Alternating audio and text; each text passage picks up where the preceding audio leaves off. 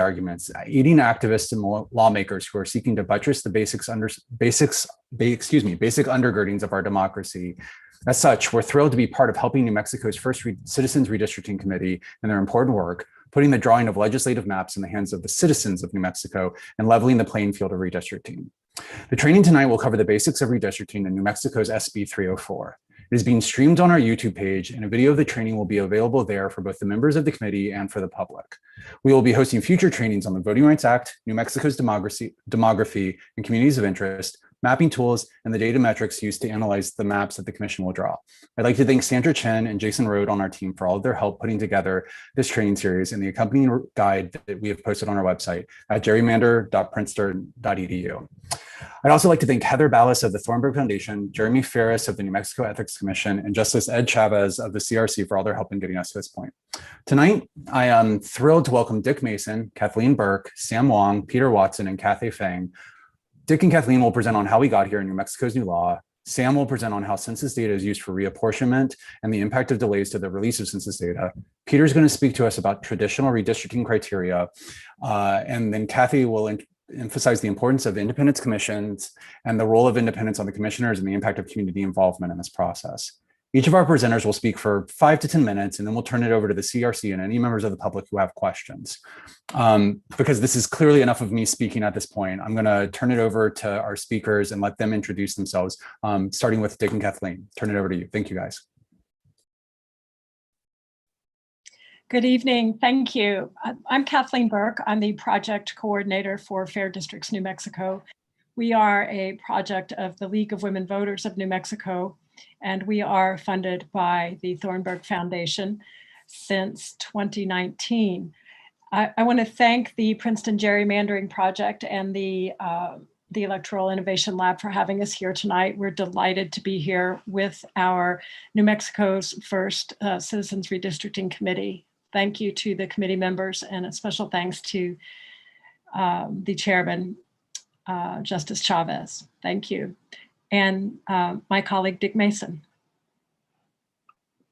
You're going to screen share? I will. I thought I'd give you a chance to introduce yourself, Dick. Okay. Okay. I'm Dick Mason. I'm chair of the Action Committee of the League of Women Voters of New Mexico. And sometimes I have to say this, yes, the League of Women Voters does have male members. So. Okay. So with that, we'll start. We have a PowerPoint for you. We're going to do this in about 10 minutes, so we're going to move rapidly. So let's get to the beginning here. Yeah. So how we got here. Can you get that centered? There we go. Yeah. Okay. That's as good as it's going to get on this. Yeah. So we're going to talk about redistricting reform in New Mexico in the recent past. And so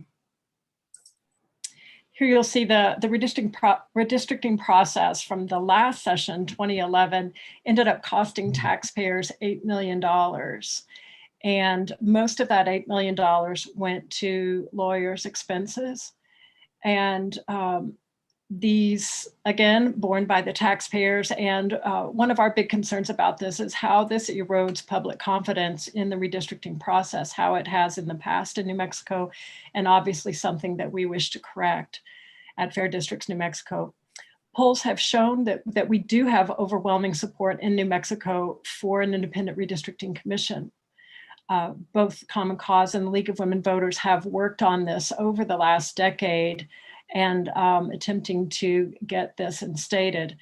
And you'll see in the last bullet here, we've done this in multiple years thus far, attempting to get this as a constitutional amendment to get it on the ballot. So far in recent years, we have been stymied at the legislative level where it has to be approved. So you'll see in the last red line here, there has been a past trend of little or no support from legislative leadership for redistricting reform. And you'll note that I've said past trend because our observation is that that has fortunately changed for the better. And there is a lot of support in our legislature at this point. 2019, the Thornburg Foundation funded the League of Women Voters to develop a strategy to make this year's redistricting fair and more transparent. The League of Women Voters of New Mexico formed Fair Districts for New Mexico, my organization, and Dick's as well. And we have now grown to include 25 partner organizations statewide across New Mexico, and 4 national partners, including the Princeton Gerrymandering Project. To our goals at Fair Districts New Mexico, pretty concise at this point. We are hoping to see that this redistricting process, the one that you folks are very kind to be working on, is going to be the most fair and transparent as possible according to the Redistricting Act, which Dick is going to explain to you. Onward in 2022, we look forward hopefully to passing a constitutional amendment for the Independent Redistricting Commission. And just as a reminder, the New Mexico legislature must approve that process in order for it to go on to the ballot. That's the constitutional amendment. In 2020, again, the Thornburg Foundation funded New Mexico First to convene our state redistricting task force. And it was comprised of 25 members. They met mostly in the fall, the late summer and the fall and the early winter of last year. And that task force included legislators, 4 from each of the major parties, and it was chaired by your chairman now, Edward Chavez. Justice Chavez, we thank you. So the redistricting task force of last year then made their recommendations. After a number of meetings and a lot of hard work, they compiled, I believe it was approximately 25 recommendations, which were used to then form the legislation that became the Redistricting Act. And interestingly, that Redistricting Act was created in the last 15 minutes of the last full day of the session. It came together, in other words, at the 11th hour, and it was very exciting. We're glad it happened, of course. And Dick's going to talk to you more about the Redistricting Act now. So Dick, I'll turn it over to you to carry us forward. Thank you. Okay, next slide. That's just my intro. Okay, Section 2 of SB 304 is known as the Redistricting Act. Okay, it creates a Citizens Redistricting Committee with 4 appointments by the New Mexico legislative leaders, 2 from each party, and then 3 appointments by the Ethics Commission. 2 of those cannot be affiliated, and the third one, the chair, has to be either a retired Supreme Court justice or a retired appellate court judge, and obviously Chief Justice Chavez was chosen. There were prohibitions against members who were lobbyists, no public or party officials, no elected officials within 2 years, not run for office within 2 years, no more than 3 from one political party, no relatives of elected officials, and no employees of executive or legislature. We do feel the appointees fell short on this part. The committee, the language reads, the committee is composed of 7 members appointed with due regard to cultural and geographic diversity of the state.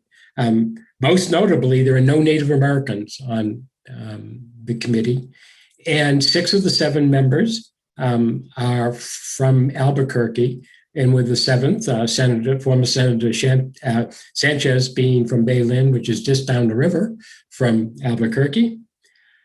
So the duties, they have to hold 12 public meetings, at least 2 on tribal lands. And so 6 meetings before they develop the maps, 6 meetings afterwards, and at least one of those in each segment has to be on tribal lands. They have to accept and summarize public input. And later on, you'll hear about an interesting tool for that. Develop recommended districts maps for the congressional districts, the New Mexico House and Senate, and the New Mexico Public Education Commission. Okay, hold all meetings compliant with the Open Meetings Act, compile, index, and maintain and provide public access to the committee's record for each district plan it adopts. Okay. Deliver 3 maps for each category with evaluations and concise explanatory statements to the legislature by October 30th, 2021, or as soon as practicable. And that term might become important since the committee does not get the final census data until September 30th, 2021. Okay, the recommended maps must comply with all federal regulations, not favor a political party or incumbents. Incumbent location, can be looked at. Addresses can be looked at to avoid pairing incumbents. That's traditional redistricting criteria. Districts should be contiguous and they should be as compact as practicable. They should respect governmental boundaries, including tribal boundaries. And also what I didn't put in there is regular boundaries, highways, rivers, other things. They must be, the state districts must be single member districts. That's it's in our constitution. Cannot split precincts. They must respect communities of interest and attempt to preserve the core of existing districts. And again, this is not to protect incumbents. This is to provide some consistency for voters. Go ahead. Congressional maps must be as close as possible to equal population. The state districts cannot deviate more than 10% in population.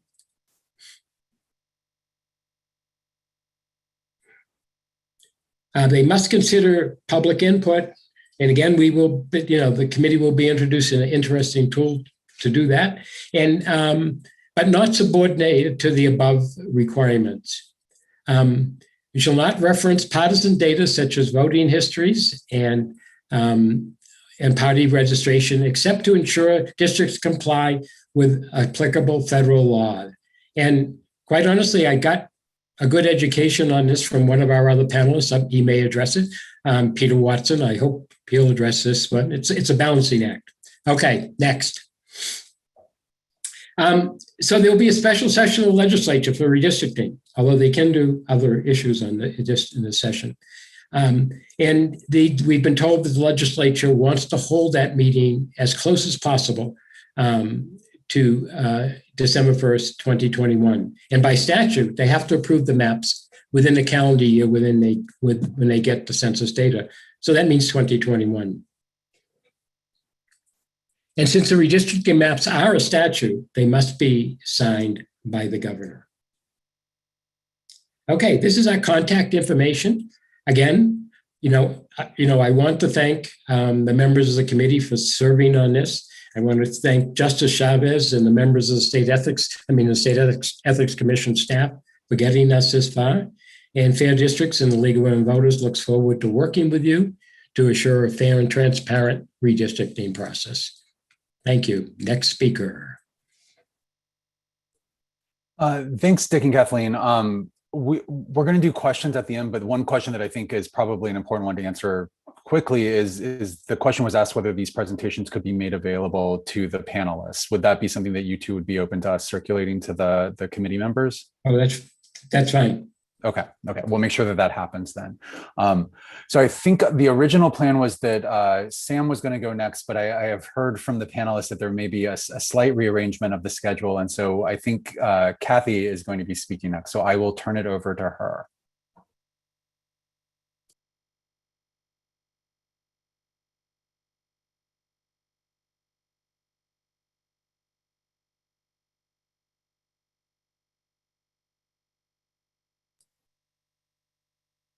Kathy, you are still muted. We can see your screen, but we can't hear you.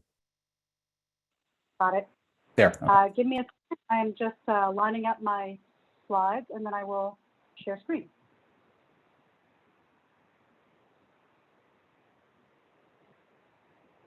Hi, everybody. Hopefully everyone can see my screen here. My name is Kathy Fun, and I'm with Common Cause. I'm so pleased to be here with so many other organizations that have stood with the reform effort, like our good friends at League of Women Voters and Thornburg. Common Cause New Mexico certainly is very excited that New Mexico is going to be stepping into the space of creating an open and transparent redistricting process. New Mexico joins multiple states now that have adopted redistricting reforms around the country, and more specifically, very recently, just in the last 3 years, since 2018, some 7 states have adopted redistricting reforms. They range, right, from very independent commissions to setting up rules that would guide the legislature in drawing the lines. And what I would say is that New Mexico is very much kind of in the middle of those reforms, creating a very independent process, but also involving the legislature at the last step. But it's an exciting thing because in those states, when they are put to the vote of people, you will find that something between 65 and 80% of voters across all political spectrums support redistricting reforms, making it more transparent, making it easier for the public to participate. And so New Mexico, in creating this independent committee, is very much recognizing where people are at, wanting to create a redistricting process where everybody can participate in. We talked very briefly, the earlier speakers, about some of the criteria. And what I want to do is not go over every single one because you've got all of that in front of you, but maybe just kind of talk about it conceptually. I know that many of the folks who are on this phone call are experts in your own right, but sometimes it helps to have a little bit of a refresher. And what I'll say is that the way that we talk about redistricting, we try to break it down in a way where anybody from every walk of life can approach redistricting, even if they're not experts, even if they're not thinking about it every day, but really just how can I give testimony that would be helpful for the committee to make decisions. So when we draw lines every 10 years, the main reason that we're doing it is to make sure that we have an equal number of residents in each district. Sometimes we mix up words like reapportionment and redistricting, but in fact, actually, redistricting is when we figure out how many people live in a jurisdiction, we take the number of districts and we divide it by the total population, total population divided by number of districts, and you get what's called an ideal number, right? In our imaginary jurisdiction, we have 20 people. If you divide that by 4 districts, 16 people in our jurisdiction divided by 4 equals 4, right? So that's how you get your ideal number. You would take your total population of the state divided by the number of districts, you get your ideal population for each type of district. Now that would apply to congressional, the state legislative, and all the way down to local districts. Over time, obviously people move, people have children, people pass away, and so the district population can become uneven in number. And that's why, of course, we take a new census. And in the new census, we'll find out that there are more people, and so as a result, we're going to do the new division, take the total number of people. Here's a 24-person imaginary jurisdiction, and you divide that by 4, and now each one has 6 people. Right? So one of the things that we're going to, let's back up. We will see the terms equal population, equipopulous, and sometimes one person, one vote. All of those refer to the idea that we count the total population, and then we are trying to make districts equal in total population. Now note I said total number of people within a district, not total number of voters or some subset. When we do redistricting, we are always counting the total number of people. The next thing to think about is how do we take into consideration minority voting rights? And unfortunately, our history has shown us that redistricting has sometimes been used as a tool to take away voting rights of minority populations. And so here in our imaginary jurisdiction of 16 people, let's say that there is a minority community that lives in the center of the state or the city, whatever we're looking at. And if you just were to draw purely so-called compact districts, that is districts that are perfectly square or circular, sometimes you end up doing something where you split that community into multiple pieces, right? By not listening to where those community members are, we can do extreme harm. And in this case, this minority community got split up into 4 pieces where they are only 1 in 4 of each district. And so it would be very difficult for them to unite and elect a candidate of their choice. If we were to spend time listening to where communities are, and I imagine that this committee will be spending a lot of time thinking about and traveling around the country, around the state, or at least virtually traveling around the state to hear where people are at, that information can be so important in helping to decide how to draw those lines in ways that hold that community whole.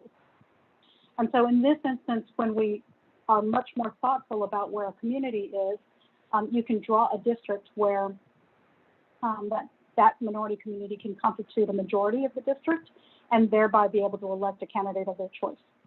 Now, the concept of this is captured by the Voting Rights Act.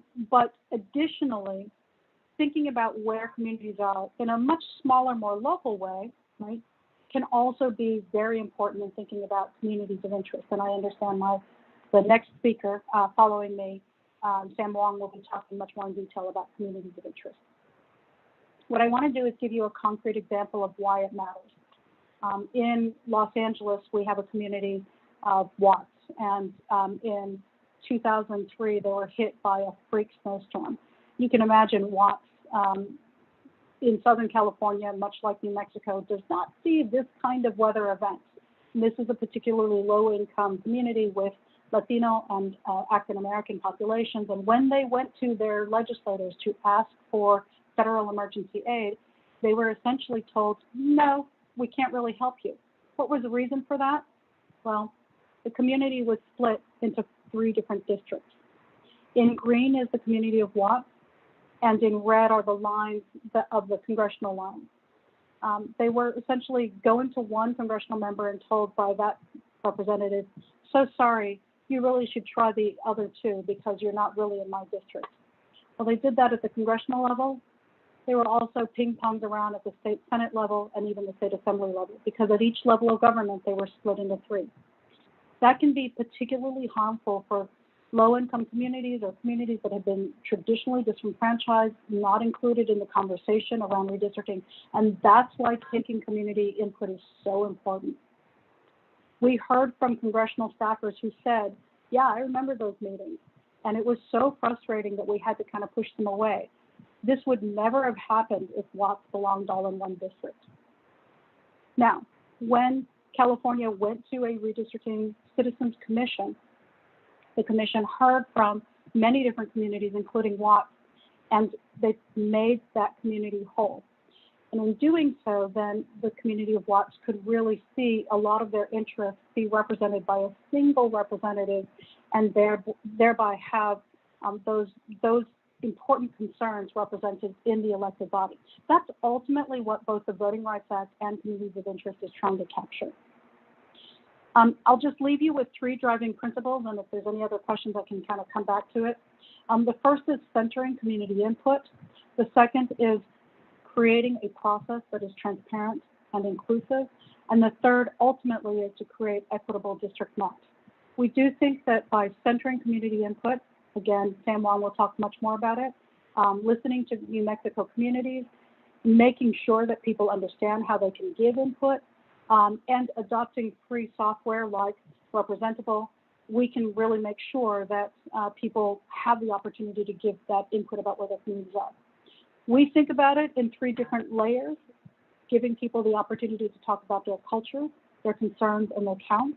And this is just one example of how when people unite, they can change the lines in a way where they ultimately, instead of being divided into multiple pieces, they can be put whole within a district. Creating a transparent and inclusive process is also important. I'm just going to say some simple things. One, it's very important that the meetings and webinars be held with the videos turned on. whether that is a virtual or an in-person meeting. So many people, when they attended the meetings in California in the last round, they really valued being able to see the changes that were being made to district maps on a screen. And if you're going to go forward with a virtual discussion, then having those videos on, because mapping is such a visual process, is so important to imbuing a sense of trust that people are really being heard and that there's not some kind of shenanigans going on behind closed doors. It's important to give people time to comment on the draft map and finding multiple ways for them to do it. It's important to think that people come to the hearing with different levels of technology ability, and sometimes really all they have the capacity to do is to come talk to you. So having language and disability access, but also not overburdening people with multiple hoops to try to submit testimony only through one means, like online testimony, is really important. You all heard a little bit about the requirements for what's necessary to try to adopt a plan, so I won't go through that in too much detail. What I'll just say is that you have some basic requirements for what you need to do in terms of holding hearings, but 6 public hearings, I think, are a minimum. And really, we should be thinking about that as a floor, not as a ceiling. Lastly, by listening to people around New Mexico, really anchoring both the listening process as something that is part of your lived experience, but also listening to others' stories is really important. I would say that in a lot of ways, knowing what your own lived experience is also important, because it tells you what you know and what you don't know. And sometimes you can be very familiar with something, but then also be able to acknowledge, I don't know that part of New Mexico, or I don't know that community in New Mexico. And so it's important to say, that's not part of my lived experience. Tell me more. With that, I'll just say thank you so much for your service. You are setting an example for the country. And I think I join a lot of our nonprofit leaders around the state in saying that you're really setting the example for the rest of the country, that we can come together in dialogue, find ways to bridge our differences, and build a better government, more representative for everyone. Thank you. Thanks, Kathy. I believe Sam Wong is up next, so I will turn it over to him. Okay, thank you so much. Thanks to all the panelists. Thanks to the Princeton Gerrymandering Project for putting this together. And thank you, Kathy, for queuing up some of the things that I want to talk about. I think what I'm going to say dovetails pretty well with things that you all have heard so far. And I should say, pardon my short sleeves, unlike New Mexico, the rest of the country is very, very hot right now. And I got to say, I wish I were in New Mexico at the moment, not only because of the greatness of New Mexico, but also because how much nicer it is there at the moment. Let me get a little bit into census data and some of these issues with redistricting fairness. Let's see if I make sure about this. So Adam, does this look okay now? Is it in frame? You're in presentation mode, you're fine. Okay, good. All right, so very good. So what I'd like to do is just spend a few minutes talking about census data and to continue on what Kathy has been talking about in regard to communities of interest. And I encourage you to write down my email address and my Twitter handle. I'd be delighted to be in touch with you afterwards at any time. We have a large operation here at Princeton. The Electoral Innovation Lab is the whole thing. And then we've got a little part of it. That's the Princeton Gerrymandering Project, not so little. And so you've been, I think, corresponding with the Gerrymandering Project team. And of course, I'll be talking about another team, representable.org, which has created a tool that may be of use to some citizens of New Mexico as they weigh in on the process. So just to remind people of some facts, these are some basic facts about this year's census. New Mexico is getting census data like the rest of the country. As you heard before, the official data will be coming not very long before the deadline that you all have for turning in Senate, House, and congressional plans. However, there is legacy format data that will be available by August 16th. There's a lawsuit in Alabama that may slow that down, but in the event that that lawsuit fails, then you can expect to get something called legacy format census data by August 16th. It'll be usable for any kind of redistricting purposes. And I just want to put a pin in that because I think that's going to be important for your work as you go forward between now and your October deadline. As you perhaps already know, the 2020 count in New Mexico was pretty good. It was within 0.7% of advance estimates, so it's a little bit above the Census Bureau's estimate for what the population would be. It's slower growth relative to neighboring states, and so that's just a fact about New Mexico. There are some notable facts about New Mexico demographics that you may want to keep in mind. One is that 43% of the population lives in so-called hard-to-count areas, areas that are remote, areas that are perhaps underserved in various ways, areas in which it was a challenge, and the Census Bureau and, of course, local workers in New Mexico went to great efforts to count. New Mexico has its own demographics, as of course you know. The Hispanic population was 46.3% in 2010, and it's expected to be 49.7% in this new census. And I'm just going to note and come back to the fact that this Hispanic population is really quite remarkably diverse, and New Mexico is really, in some ways, really quite known for that. So Hispanic, Hispano, and other populations, and that's going to come up when we talk about communities of interest, and so therefore, some kind of census-defined quality of being Hispanic or not Hispanic is not going to be sufficient to define those communities, and so that's an important thing to keep in mind. And of course, you all know that, but I just wanted to mention it because it'll come up again in a moment. Likewise, the Native American populations in New Mexico are also growing. Those communities were 10.1% of the population in 2010, projected to have increased a fair amount to 11.1% in 2020. So again, these are growing communities that are going to have unique representational needs. And this concept of communities of interest is going to really come up a lot. Now, I don't think this audience needs to be reminded that redistricting has really quite considerable effects on representation. And we at the Electoral Innovation Lab and the Gerrymandering Project have estimated that control over redistricting can have something like 3 to 6-fold larger effects than the effects of an undercount. Kathy Fung told you about what happened to the community of Watts in Los Angeles when they were divided among 3 districts. And so they ended up getting representation, but back several decades ago, they had no representation. And that's the kind of thing that redistricting can do. Now, there's other ways to deal with it. Communities of interest, which we've talked about. Redistricting can really do a lot to remediate representation. No matter what the composition of the commission is, the commission, of course, has a duty to do its best to represent communities all across New Mexico. And you all will have other sources of data available, not just the census, not just communities of interest, but also things like the American Community Survey, which is, again, a product of the Census Bureau. And that could give rich information that could be useful. Likewise, state demographers can, of course, give information. And finally, I'm just going to note in passing that there is some flexibility as to how much population you put in each district. Of course, districts have to be nearly equal in population, but there's a little bit of flexibility there that could be useful to you as you move forward. The idea, anyway, is that census undercounts and other kinds of issues with communities of interest can, in fact, be remediated, and there's a lot that's in the hands of you, the commissioners, as you draw districts. Now, I want to spend just a couple of minutes talking about communities of interest. You've been introduced to the topic already. Community of interest is a phrase that's going to do a lot of work across the nation, not just in New Mexico, because the Voting Rights Act has been weakened in several ways by federal courts.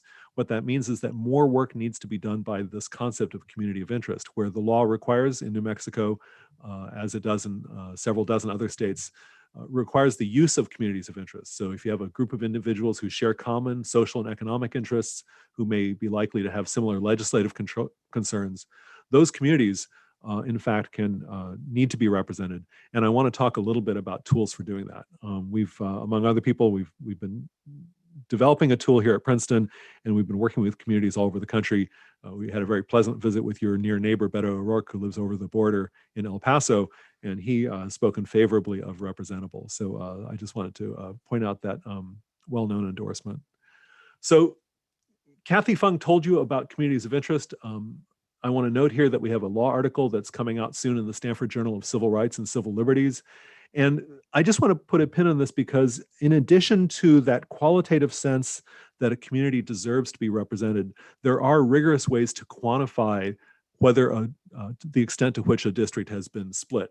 And so you heard about Watts already. Here on the East Coast in Queens, in New York City, Flushing and Bayside are predominantly Asian American communities, and they have been split in the past by district lines, but finally in 2012, they were no longer split.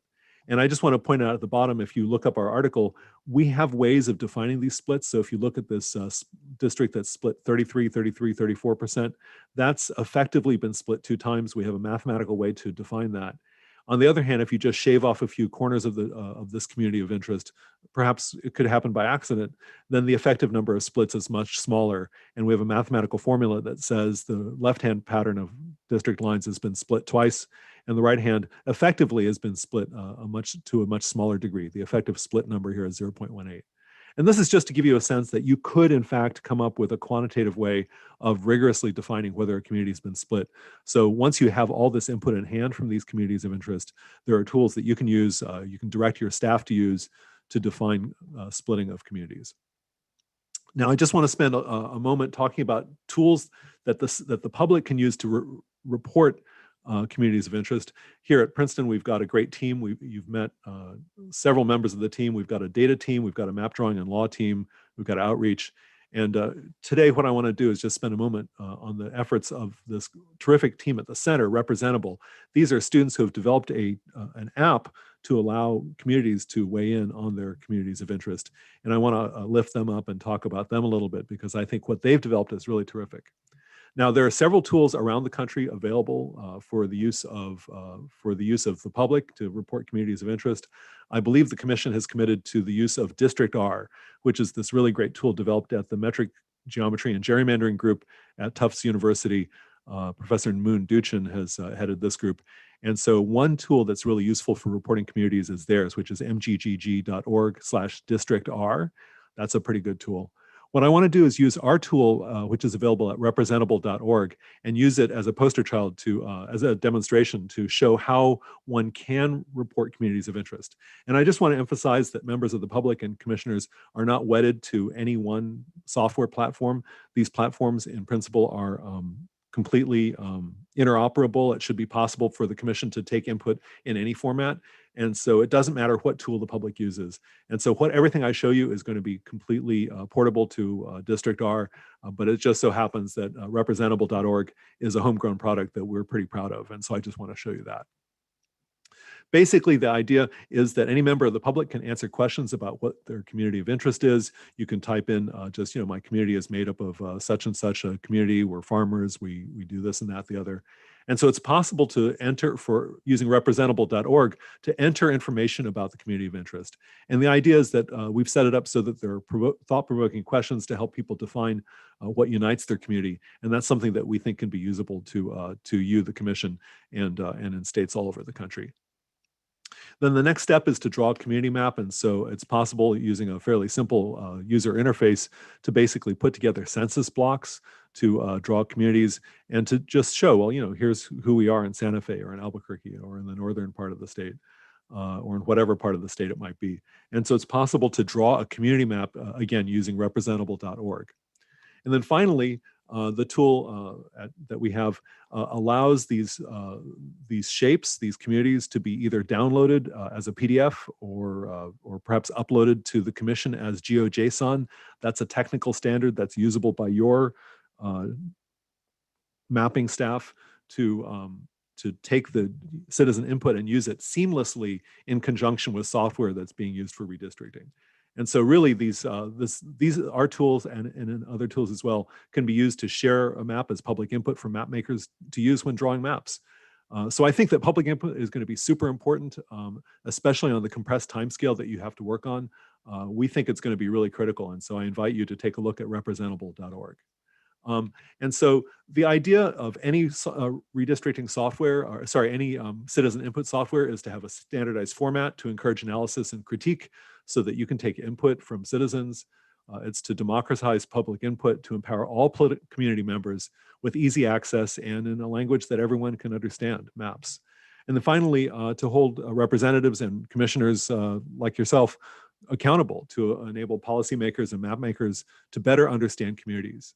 So we've got partners all around the country. We've got community mapping drives happening around the country. We've drawn hundreds of communities. The representable team at this point has identified 19 states for maximum redistricting impact. And the goal of representable.org is to draw 250,000 communities by October. So I invite you to look into it. I'd be delighted to talk about it during general discussion. Generally speaking, our theory is that the way one implements change and really improves democracy in the United States is to take this top row of closed door processes of private data, proprietary software, and closed door redistricting.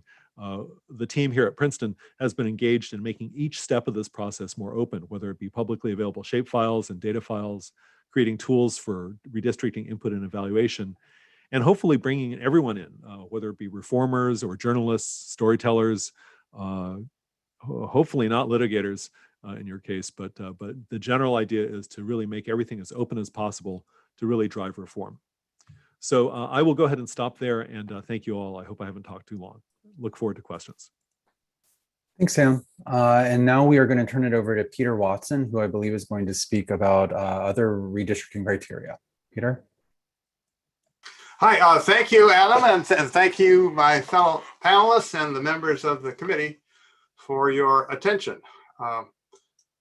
My brief introduction is that I am a retired itinerant redistricting aficionado, which means that I just love this stuff. And I love to talk about it. And with some luck here, we'll get my show going. It stopped and I have to go back and do it again. That's nothing unusual. But let me get back.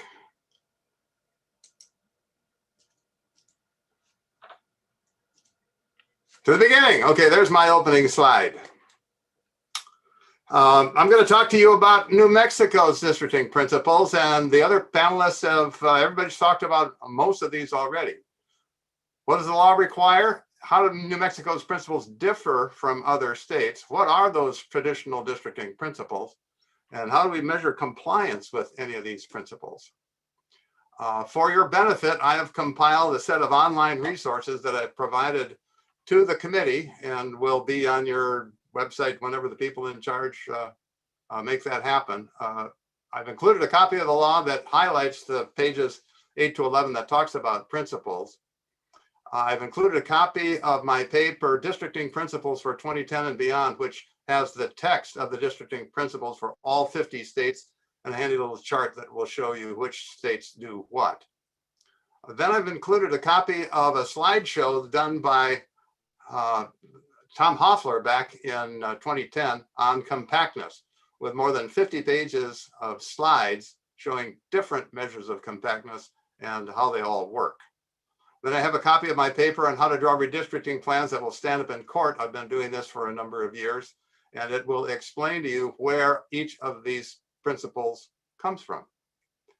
And then finally, I have a set of sample maps and reports. I've used the Minnesota Congressional Plan for 2022 as my plan, and then show the maps and reports that articulate how it does or does not meet the principles.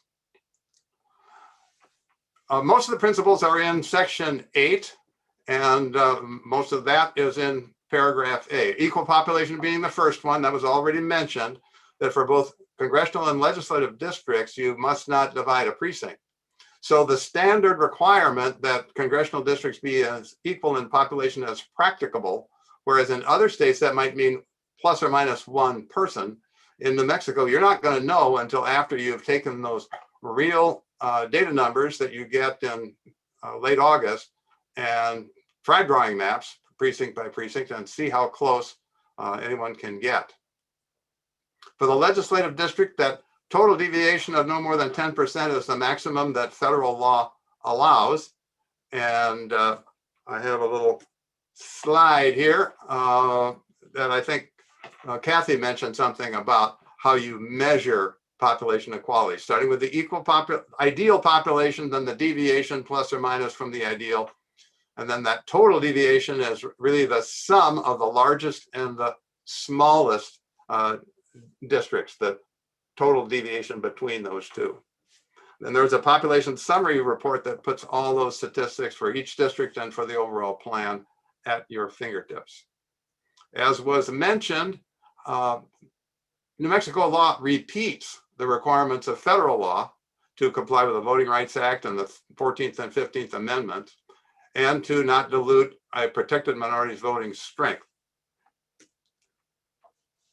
Those protected minorities, you may know by now, include only Blacks, Asians, American Indians, Alaskan Natives, and Hispanics. Russians and other ethnic minority groups do not count for Voting Rights Act protection. The ins and outs of how to prove a Voting Rights Act violation were laid out in this case of Thornburg versus Jingles by the Supreme Court in 1986. I won't go into that. I understand you're going to have a whole day on the Voting Rights Act. I want to call your attention to the minority representation report in my packet, which shows the various minority groups in each district and tries to tease out ones that will have an opportunity to elect a representative of their choice. As was mentioned, your districts have to be single member. What are those traditional districting principles? That's a term that was coined by Justice Sandra Day O'Connor in 1993 in the case of Shaw versus Reno. And she identified about 3 different ones at that time. The first one being that the districts be formed of contiguous territory. And all contiguity requires is that all areas of a district must touch each other. But there will be questions for you as a committee to decide, is water a barrier to travel within the district, and is contiguity by water sufficient? Your problems are not as great as those of a coastal state or even the lake state like Minnesota, but you will have some problems with water, presumably. And how about contiguity only at a point? Will that be allowed? You'll have to decide that for yourself. And whatever you decide, the contiguity report can be run and tell you whether there are districts that are not all contiguous. This is an example of point contiguity, as you might guess. This is the city of Lind in southwest Minnesota. A more common type of point contiguity is called corner to corner contiguity. This is the city of Dilworth in northwestern Minnesota. I won't go any further into the ins and outs of contiguity. We'll move on to the next one, which was compact territory. There are so many measures of what is compact. 10 years ago, Maptitude for Redistricting had 8 different measures, all of these plus a few more. This decade, they have 11. What do they all mean? How do they all work? Well, there's a compactness report that will measure them, but if you want to just get some idea what they're talking about, the REOC measure, which is one of the most popular, compares the area of the district to the area of the minimum size circumscribing circle. It's a ratio. And the convex hull measurement is a similar ratio, but instead of it being a circle around the district, it's like a rubber band that touches the outer points of the district. Then Poles v. Popper, another very popular measure, takes the district's perimeter, stretches it out to the circle, and compares the area of the circle to the area of the district. I won't go into all the rest of them, but most of them are covered in Tom Hoffler's slideshow, which is very well done. A third traditional principle that Justice O'Connor recognized was preserving the boundaries of political subdivisions. You can see 44 states have that requirement in either legislative or congressional plans. Your law adds not requiring that you preserve those boundaries, but that you consider those boundaries and as geographic boundaries to the things that you should be thinking about. It identifies in particular Indian nations, tribes, and pueblos as boundaries that you should consider preserving. It doesn't say anything about cities, counties, or towns or school districts, but you'll need to decide if you're going to preserve political boundaries, which kinds of districts are you talking about? The political subdivision splits report counts both how many subdivisions are split and how many times they are split. A couple years later, the court added another traditional principle, preserving communities of interest. And you've had some discussion about that. I won't go into it further, except to note that if you're going to measure it, you really do need to find a way to get it into your map. And Sam talked about software that will help you do that. 2 years after that, in Abrams versus Johnson, the court added preserving the cores of existing districts. You have that, 10 other states have that. But when you're looking at a core, are you talking just about area? Or are you talking about population? And in particular, are you talking about total population or the voting age population or the eligible voting population? Each of those different kinds of measures is included in the core constituencies report in my packet of sample reports. Also in Abrams versus Johnson, they said avoiding the pairing of incumbents was a traditional districting principle entitled to respect. Does it matter what party the incumbents belong to? Or does it matter if they plan to run again? And your law talks about candidates. How are you going to get the data from all of the candidates to put their residences into your database to see whether these candidates are being put into the same district? Whatever you have in your database, the incumbents report will tell you what district they are in and whether there is more than one person in that district. Your law has an additional principle that's not in Section 8, comes a little bit later.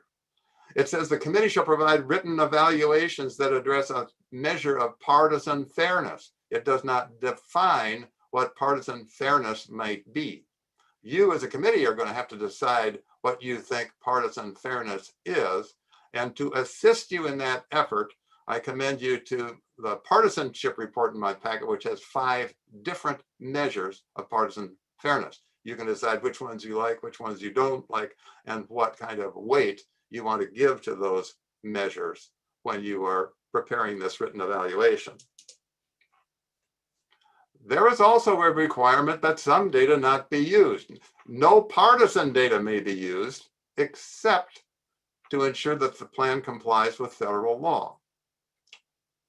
Well, I'm not sure what that means with regard to your partisan fairness requirement, which is a creature of state law, not federal law.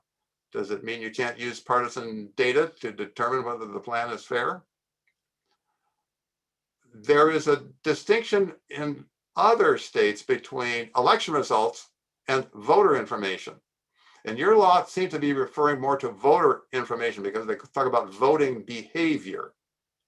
So is that individual behavior or is that election results? I don't know. You'll have to take a look and decide how you want to deal with that. It does permit you to consider incumbents or candidates' addresses if you are trying to avoid pairing incumbents.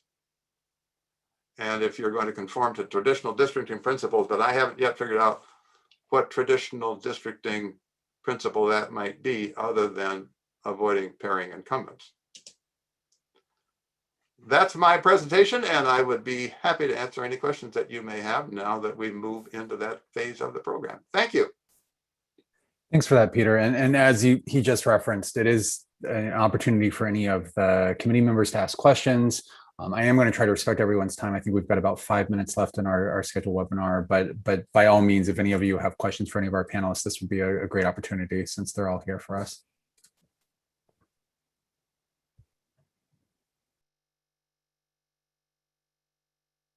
I'd like to ask a question. Joaquin Sanchez, I'm part of the CRC. And so before becoming a public school teacher, I worked 20 years as a community organizer with the Industrial Areas Foundation. So I'm going to borrow some of their language. And that's that whenever you're doing any kind of public work, that you live in the tension between the world as it is and the world as it should be.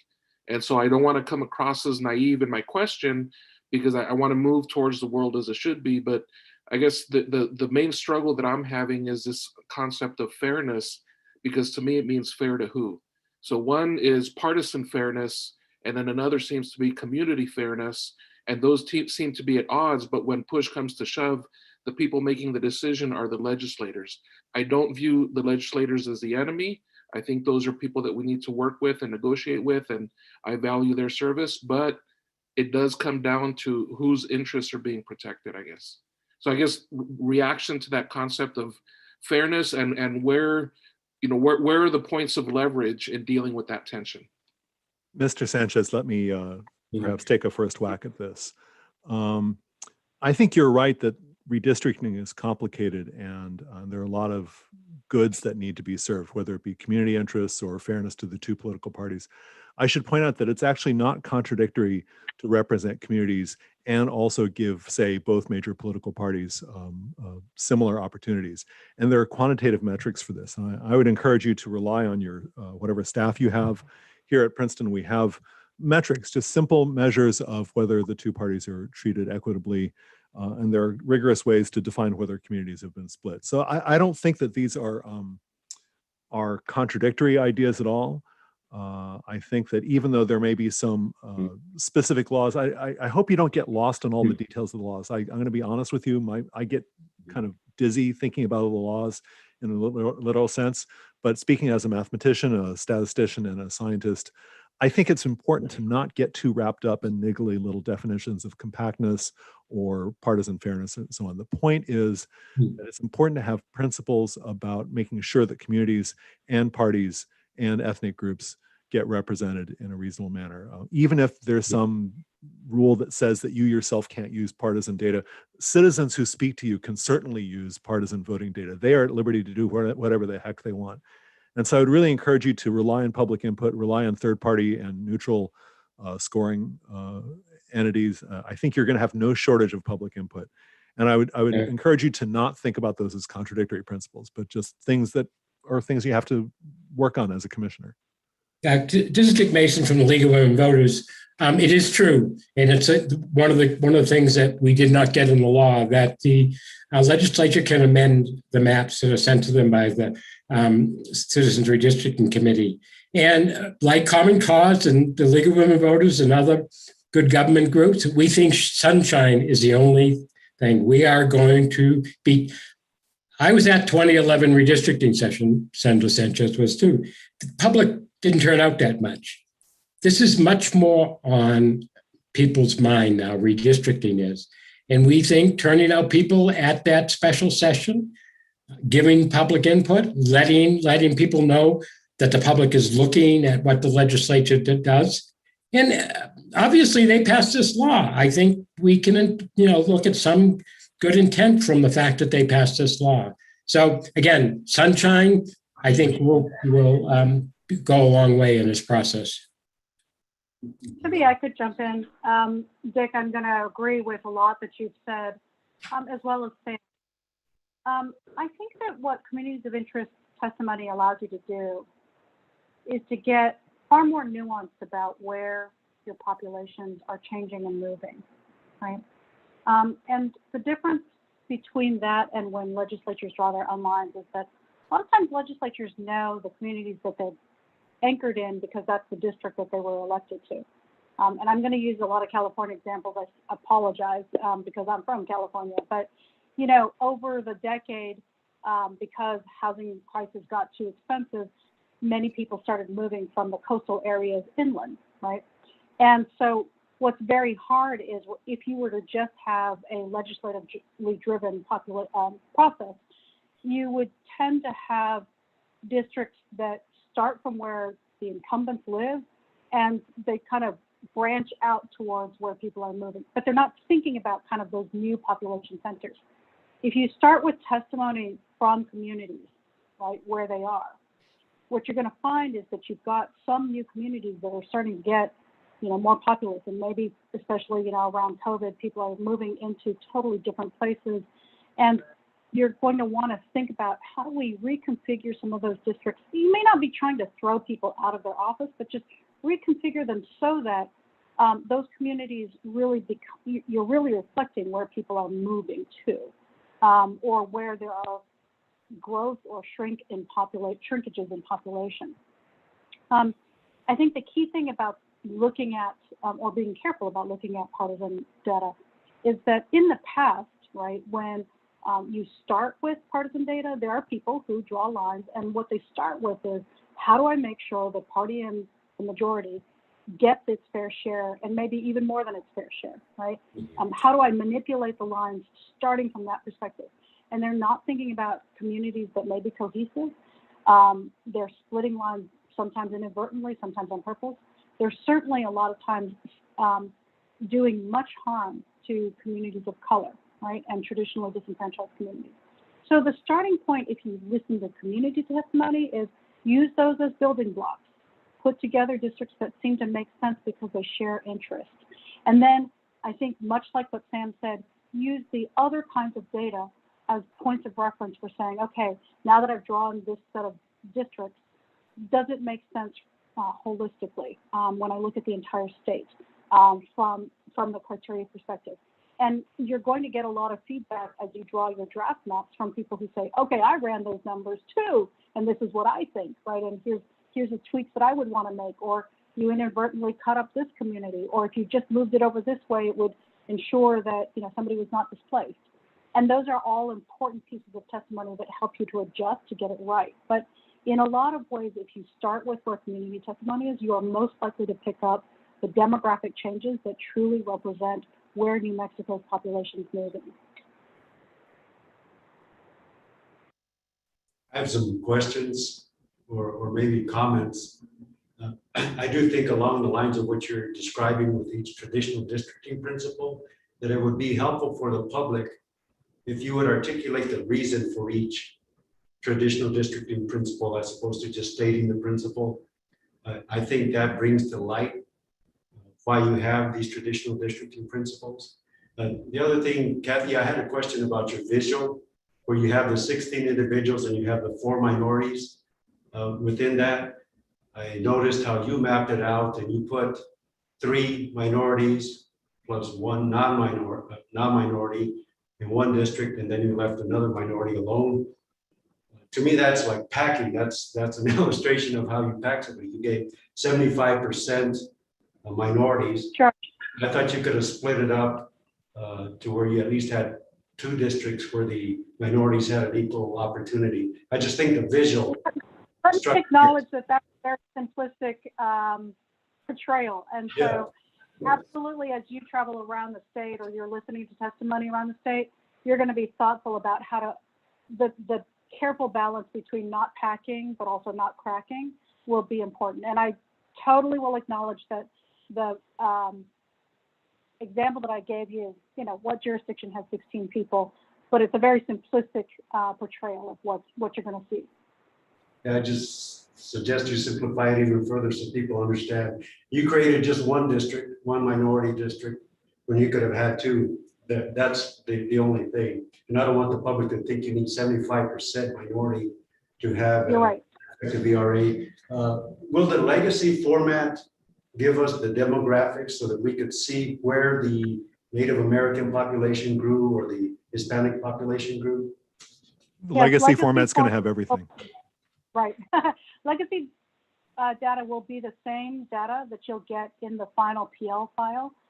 The only thing is that it's raw. So it still needs to be sorted and put into, I like to call it the cupcake holder. So it's the geographic, the census geographic blocks.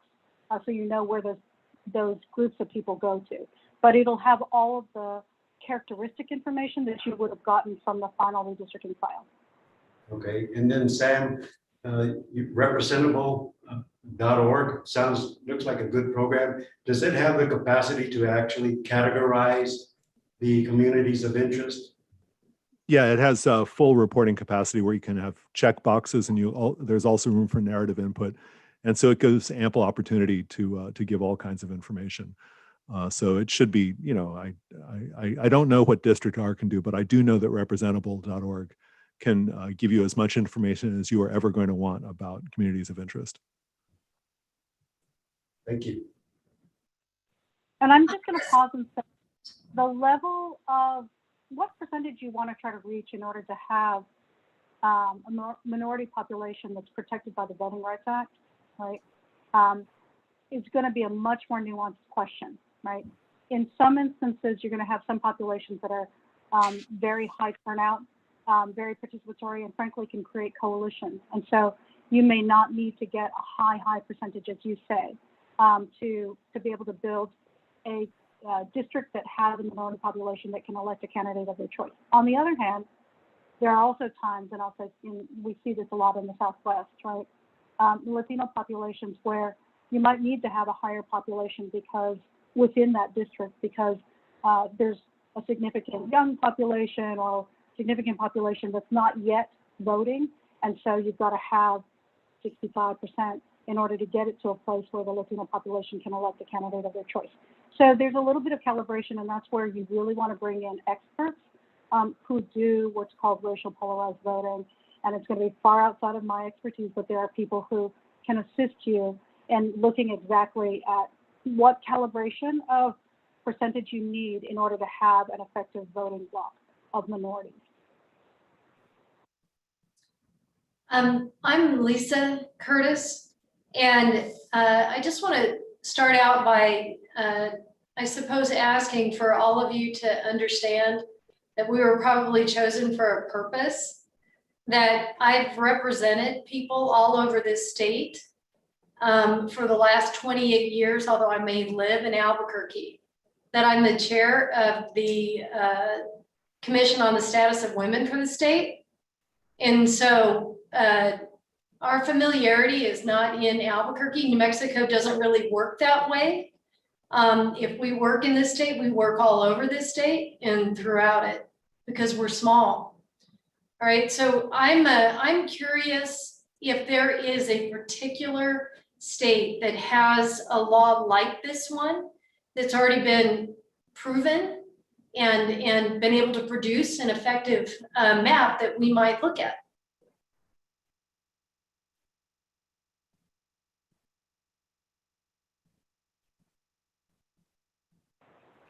What's interesting about New Mexico is that the commission itself, you all are made up of citizens who are not elected, and there's a lot of requirements that you not have ties to parties and elected things. And so in that way, you're very similar to some of your neighboring states in the West, like Colorado, California, even Arizona,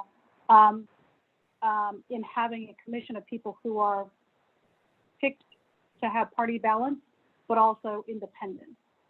On the other hand, you are also like a number of states where the map that you create will ultimately be handed over to the legislature for a final vote or sort of tweaking.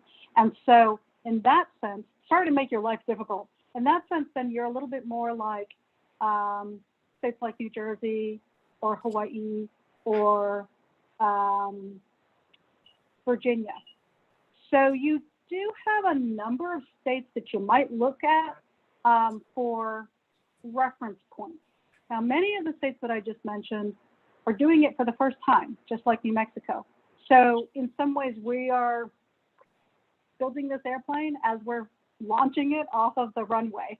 But there are some states that have a little bit more experience. And again, Arizona has had its commission for 2 decades. California has had a commission for 1 cycle. Washington State has had a commission for at least 1 cycle. So you've got some Western states, and there are a lot of Western states that Idaho, Washington, Utah just adopted new rules. So there's a lot of Western states that you could look to for some reference points. I think that there's some material that California commissioners have developed because they've basically developed a traveling roadshow of their experiences working together across the aisle, Democrats, Independents, and Republicans. And so they have probably had the best experience, both in terms of sharing things that worked for them, and also they've experienced, I think, in the end, in the final product, they have received relatively little blowback on what's happened. Mm-hmm. And so some of these other commissions have worked quite hard, but the process has been fraught, especially in the first decade of having independent commissions. So I'd say California commissioners, and we can send you information on that.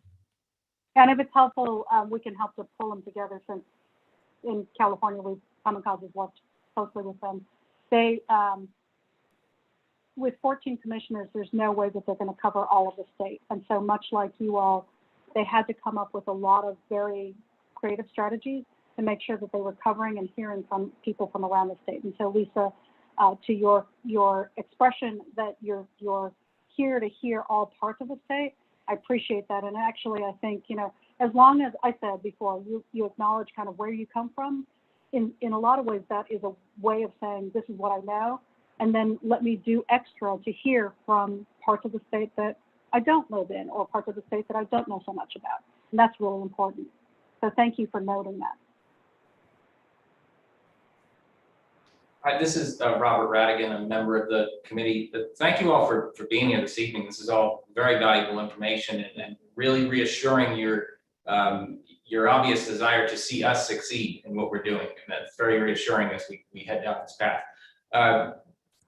There's obviously some conflicting principles that any redistrictor has to kind of balance. And one in particular that I'm curious about, perhaps Peter or Sam, you could talk to the conflict between preserving a community of interest and then contiguity and compactness, and how you can easily run afoul with those principles when you try to preserve a community of interest. Can either of you speak to that? Well, contiguity is usually an absolute requirement. There is this matter of having to decide what is contiguous if there's water involved, and whether point contiguity is sufficient. But basically, it's a pass-fail on that. But the much tougher thing is communities of interest versus compactness, because often communities of interest are not necessarily compact. And I'm not sure what you can do about that other than exercise your best judgment. You can measure mathematically the compactness, but in order to determine where the communities are, you got to talk to people and do your best to try to locate them somewhere on a map.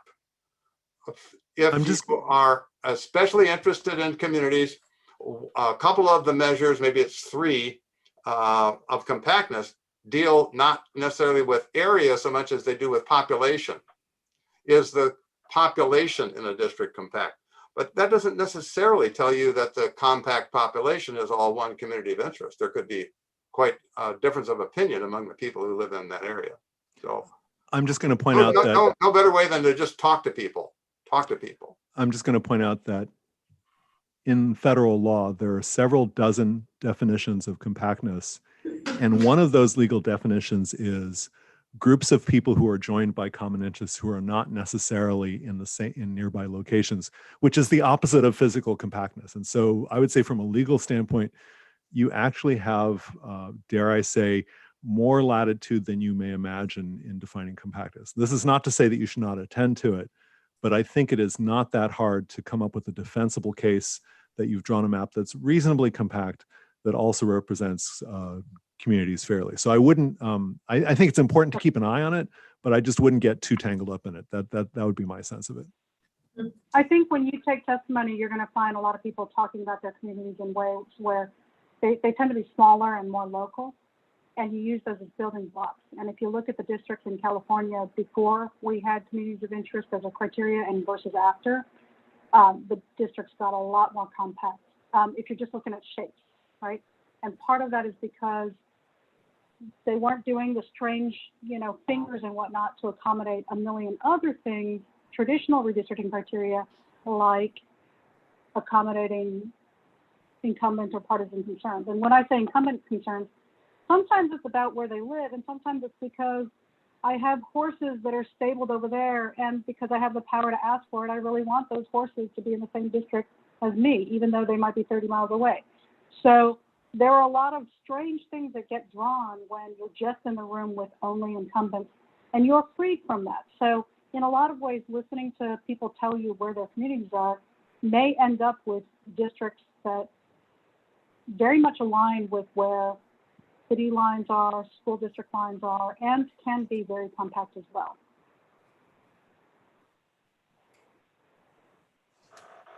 Interesting.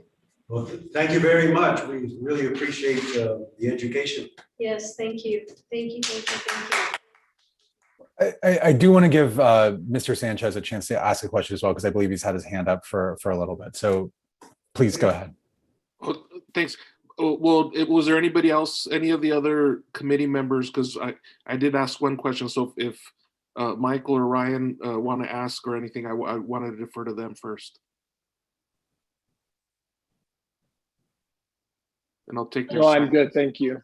Okay, thanks, Ryan. I'm good too, Joaquin. Thank you. Okay, thank you, Michael. So I guess this is more of a philosophical question, and I want to be clear about what we can really help shape. And so I think one piece is, we're creating districts for people to elect their representatives, and I want to put that in tension with creating, districts that also allow people to practice politics with each other. And by that I mean, negotiating their interests, whatever they are. And the assumption for me behind this is that as we become increasingly, polarized in our precincts that represent our politics, that's also made it easier for extremism to come forward, right? And so I guess what I'm looking for is it too much to think that this work can then contribute to, the antidote, to that kind of, whether it's violence or rhetoric or whatever it is, but can this become a foundational block to dealing with that? Let me get into that, Mr. Sanchez, a little bit. There's a lot of research on this topic, and I'm going to sum it up as saying it's not all on your shoulders. And so when you look at the way these things are done, some of the districts that you draw will be competitive, and that will force candidates to compete for public opinion, and therefore those are swing districts that could go in either direction. But it is also true that there is extremism and partisanship in the United States. And broadly speaking, I would say that that redistricting can only play a modest role in addressing that. And one may someday want to have other kinds of voting rules, like ranked choice voting and other kinds of rules that can basically foster the formation of coalitions and ways to satisfy the greatest number of voters. And so I think that although competition is going to happen in some of the districts that you draw, although certainly if you did the opposite and you drew a partisan gerrymander or a gerrymander that left out some group, that would create partisanship and bitterness. I think that you're probably not going to do that. Just taking a wild guess that you're not going to do that.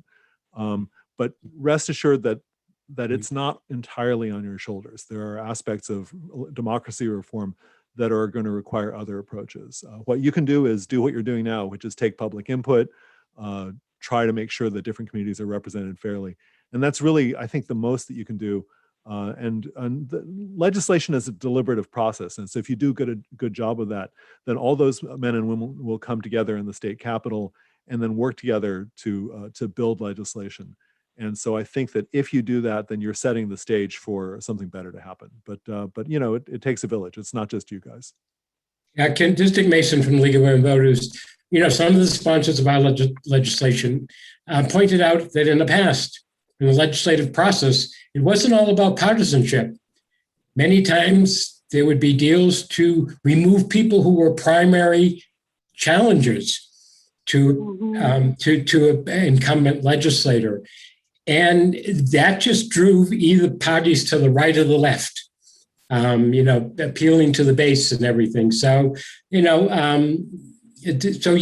I think we hope this process will contribute to, more balance in the representatives. So I'm going to add to Dick's optimism. I would agree.